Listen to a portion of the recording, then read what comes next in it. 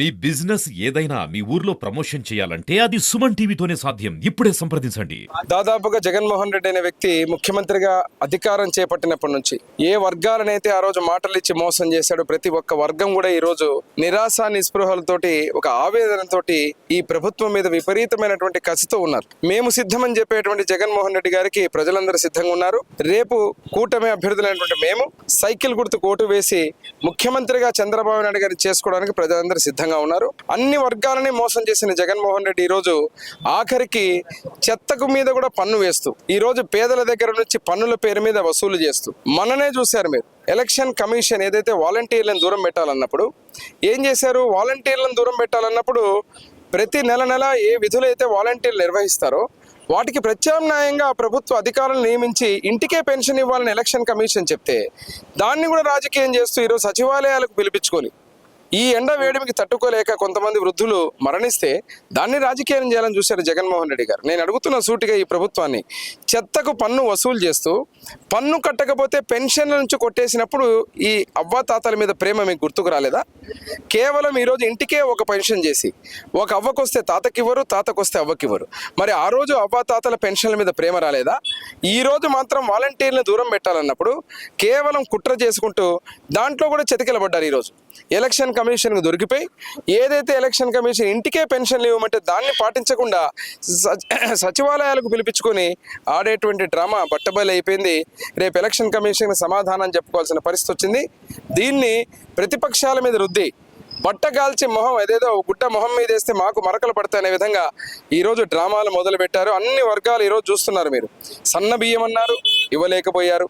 ఉన్న బియ్యాన్ని దూరం చేశారు. పథకాలన్నీ రద్దు చేశారు. 9 సార్లు కరెంటు ఛార్జీలు పెంచి పేదవాడిని నడ్డి విరగొట్టారు. పన్నుల మీద పన్నులు వేసుకుంటూ ప్రతి ఒక్క ఇంటి పన్ను, దొడ్డి పన్ను, నీటి పన్ను, అనేక పన్నులు వేసుకుంటూ ఈరోజు కరెంటు ఛార్జీలు 9 సార్లు పెంచి ప్రతి ఒక్క పేదవాడికి కూడా ఈరోజు బ్రతుకు జీవుడు అనే విధంగా ఈ ప్రభుత్వంలో ఏ ఒక్క అభివృద్ధిని చేయకుండా ఈరోజు ఏ వార్డుకు పోయినా చూస్తున్నారు. రోడ్లు గతంలో మేమేసిన రోడ్లు తెలుగుదేశం ప్రభుత్వాన్ని జరిగిన అభివృద్ధి తప్ప, పెట్టిన లైట్లు తెలుగుదేశం ప్రభుత్వం హయాంలో పెట్టిన లైట్లు, తాగడానికి నీళ్లు లేవు, గ్రామాలు వలసెళ్ళిపోతున్న రైతులు, విపరీతమైన కరువు, నకిలీ విత్తనాలు, ఈ రకంగా ప్రతి పని కూడా ప్రతి క్షేత్రస్థాయిలో పోతే మీరు జగన్మోహన్ రెడ్డి ప్రభుత్వం మీద తీవ్రమైన వ్యతిరేకత. అదేవిధంగా మేము రాబోయే రోజుల్లో సూపర్ 6 పథకాలు ఇంటింటికి చెప్పుకుంటూ ఈరోజు ముఖ్యమంత్రిగా చంద్రబాబు నాయుడు గారు అయితేనే ఈ పథకాలన్నీ కూడా సక్రమంగా మళ్ళీ ప్రతి పేదవాడి ఆడబిడ్డ నిధి కావచ్చు, అదే రకంగా నిరుద్యోగ భృతి, 20 లక్షల ఉద్యోగాలు, అదేవిధంగా మెగా డిఎస్సి తొలి సంతకం, ఏదైతే గ్యాస్ 3 సిలిండర్లు ఉచితంగా ఇవ్వడం, ఆర్టీసీ బస్సు ప్రయాణ మహిళలకు సైకిల్కు ఓటేస్తే అనే విధంగా రైతులకు 20,000, ఈ యొక్క పథకాలన్నీ సూపర్ 6 పథకాలు చెప్పుకుంటూ ఒక భరోసాని, అదేవిధంగా చంద్రబాబు గారు అయితేనే ఈ రాష్ట్రానికి మళ్ళీ దశ దిశ నిర్దేశం చేసే విధంగా భవిష్యత్తుకు ఎవరైతే ఫస్ట్ టైం ఓటర్స్ వచ్చారో వాళ్ళు కూడా యువత మొత్తం ఈరోజు సిద్ధంగా ఉన్నారు. యువత మొత్తం కూడా ప్రత్యేకంగా ఏం చెప్తున్నారంటే ఒకటే చెబుతున్నారు, మాకు భవిష్యత్ అంటే తెలుగుదేశం, అదే రకంగా చంద్రబాబు గారు వస్తేనే అని జనసేన, పవన్ కళ్యాణ్, మోడీ గారి నాయకత్వంలో ఉన్న కూటమి అభ్యర్థులను గెలిపించాలని చెప్పి తెలియజేయడం జరుగుతుంది. పొత్తులో భాగంగా బీజేపీ కానీ చేశారు కానీ ఎవరు లేరు మీ ఎంబడి, ఎందుకని? ఏం లేదండి, నేను చిన్న కన్ఫ్యూజన్ ఏంటంటే మొదటిసారి మేము పిలిచినప్పుడు మురార్ రెడ్డి గారిని నేను ఫోన్ చేసి పిలవడం జరిగింది. అంటే ఏంటి, నాకు సీటు రాగానే వారికే ఫోన్ చేశాను. అంటే దాని అర్థం వారు కూడా నేను పత్రికాముఖం అని చెప్పారు, నేను ఊర్లో లేను.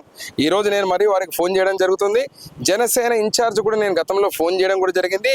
ఆ రోజు చంద్రబాబు గారు వచ్చిన రోజు వారి నెంబర్ తగలలేదు నాకు.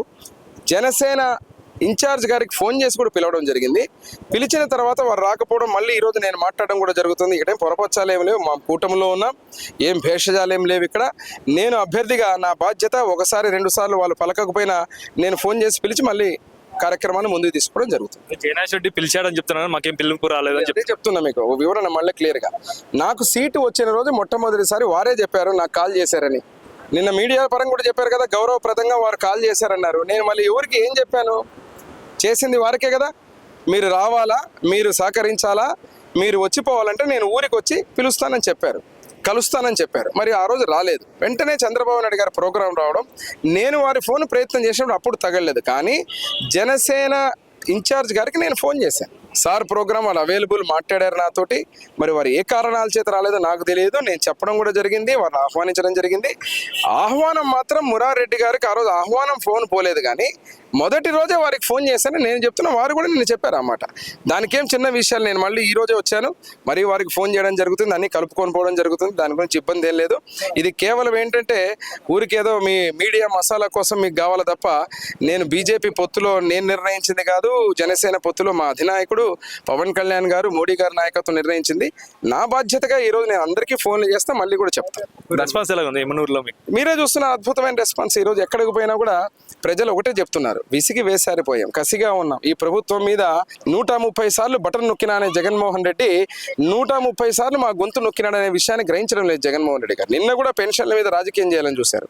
కాబట్టి ఒకటే చెప్తున్నాం, రాష్ట్ర ప్రజలకు అర్థమైపోయింది మీ పాలన ఒక్క అవకాశం అని చెప్పి విషయాన్ని తీసుకుంటే మరణం శరణం అనేటట్టుగా ఈరోజు ఒక్క అవకాశం మీద మీకు అవకాశం ఇచ్చినందుకు ప్రతి వర్గాన్ని నాశనం చేశారు. రానున్న రోజుల్లో ఇంకా చాలు బాబు జగన్మోహన్ రెడ్డి, నీ పాలన చెత్తకు కూడా పన్నేసి చెత్త ప్రభుత్వం పోవాలంటే మళ్ళీ సైకిల్ రావాలని చెప్పి కూటమి అభ్యర్థులు గెలిపించుకోవాలని డిసైడ్ చేయడం జరిగింది.